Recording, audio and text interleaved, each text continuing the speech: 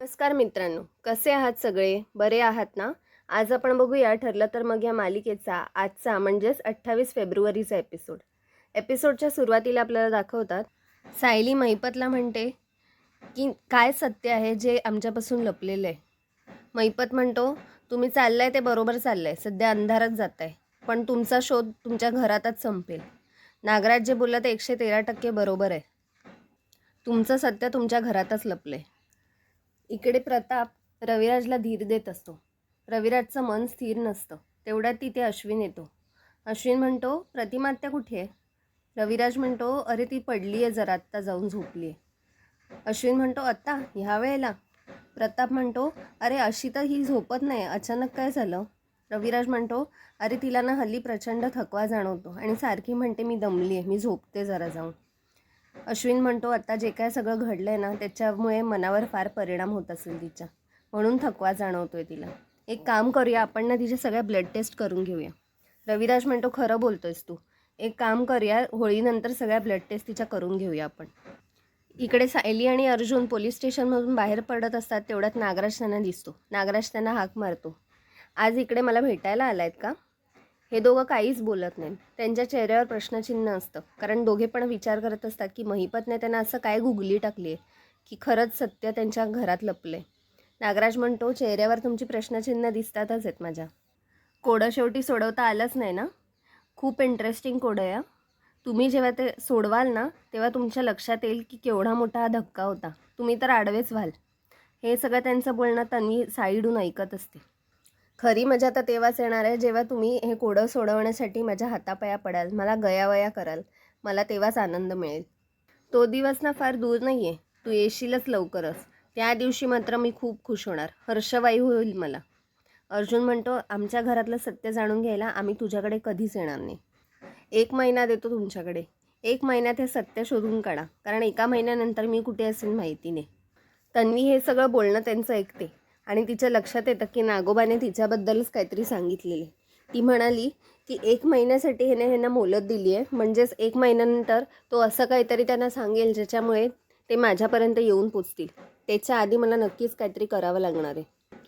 नंतर सायली बाहेर येऊन अर्जुनला म्हणते की नागराजच्या विरुद्ध महिपतने तोंड कसं काय उघडलं आणि अचानक कसं कोर्टात तो बोलला? इतके दिवस तो काहीच बोलत नव्हता. असं काय नागराजबद्दल कळलं होतं ज्याच्यामुळे महिपतने तोंड उघडलं? अर्जुन म्हणतो, ते सगळं सोड, मी तुला घरी ड्रॉप करतो आणि मग मी ऑफिसला जातो. इकडे अर्जुन चैतन्याला सांगतो की मला काहीही करून सायलीला साक्षीचं सत्य सांगायलाच लागणार आहे. एक काम कर, माझ्या आता पुराव्याशिवाय मी काय तिला बोलू नाही शकणार. आपण साक्षीला शोधून काढूया. ती पनवेलमध्ये कुठे ना कुठेतरी लपली असेलच. मी अशा ठिकाणी शोधून काढेन तिला, ती जगाच्या पातळीवर कुठे पण गेली असेल तरी. चैतन्य, तू एक काम कर, तुला जर काही जागा माहिती असतील जिथे साक्षी लपू शकते अशा जागांचा विचार कर. आपण जाऊया तिला शोधायला. इकडे कल्पना आणि सायली बोलत असतात. त्या विचार करतात की सुमन काकूचं मन कशातच नाही आहे. तेवढ्यात तिकडे सुमन येते. ती शून्यात नजर लावून बसलेली असते. सायली विचार करते की असं काहीतरी करायला हवं ज्याने सुमन काकू बोलत्या होतील आणि त्यांची आवडती गोष्ट म्हणजे जेवण बनवणं. सायली म्हणते, अहो मी साबुदाणे ना कालच रात्री भिजत घातले होते. मला वाटलेलं व्यवस्थित होतील, पण त्यांचा तर पाराच उतरला. हे ऐकून सुमन येते आणि म्हणते, अगं साबुदाणे 2 तास भिजवून घातले तरी चालतात, ते लगेच होतात. सायली म्हणते, तुम्हाला मनगण करता येतं का हो? कल्पना म्हणते, अगं खूप वर्षांपूर्वी केलं होतं, पण आता मला नाही जमत आहे. लगेच सुमनला बरं वाटतं. ती म्हणते, अगं तुला आवडतं का? मला येतं ना बनवायला, मी बनवे ना तुझ्यासाठी. आणि ती लगेच मनगण बनवायला चालू करते. नंतर आपल्याला दाखवतात की तन्वी विचार करत असते की नागराजला दिखाव्यासाठी तरी त्याला एक वकील शोधून द्यावा लागणार आहे, म्हणजे जरा तरी मी काही दिवस काढू शकेन. म्हणून ती ऑनलाईन ॲडव्होकेटला शोधते. एका ॲडव्होकेटला ती फोन करते आणि सांगते, मला एक केस लढायची आहे, अपील करायचं आहे. ते ना क्लायंट नागराज किल्लेदार आहेत. नागराज किल्लेदारचं नाव ऐकून तो वकील लगेच फोन ठेवून देतो. तन्वी म्हणते, थांब आता दुसराच शोधते. दुसऱ्या वकिलाला फोन करते. तो सुद्धा नागराज किल्लेदारचं नाव ऐकून फोन ठेवून देतो. तन्वी म्हणते, या नाग्याने कर्मच अशी करून ठेवली आहेत ना की कोणता वकील केस लढायलाच तयार नाही आहे. तसं पण रविराज किल्लेदारच्या विरोधात कोण लढायला तयार होईल? इकडे अर्जुन आणि चैतन्य रात्री केसबद्दल डिस्कस करत असतात. चैतन्य म्हणतो, ह्या सगळ्या गोष्टी मी दुपारीच तुला ऑफिसमध्ये सांगत होतो, पण तेव्हा तुला साक्षी पुराण काढायचं होतं. अर्जुन म्हणतो, अरे अरे गप्प बस, कोणाचं साक्षीचं नाव काढू नकोस. सायलीने ऐकलं तर खूप प्रॉब्लेम होईल. चैतन्य म्हणतो, मग आता मला जाऊ दे, मी खूप थकलोय, नाही तर मला कॉफी तरी बनवून आण. अर्जुन म्हणतो, थांब बायकोला सांगतो. लगेच सायलीला तो हाक मारतो की कॉफी बनवून हवी आहे चैतन्याला.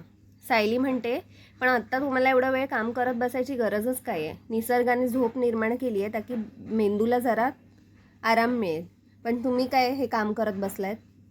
मग सायली अर्जुनला जबरदस्ती बाहेर घेऊन जाते. ती म्हणते, तुम्ही थकलायत ना, थोडा फ्रेश होऊया, चला बाहेर गार्डनमध्ये मस्तपैकी गप्पा मारत बसू. कसला विचार करताय तुम्ही. अर्जुन म्हणतो, नागराजने जे कोडं टाकले ना, मला तेच समजत नाही आहे. काय बोलतोय तो, आणि त्याच्यामागे खरंच काय लपलं आहे का मोठं सत्य की घर पोखरतं आहे आपलं ते.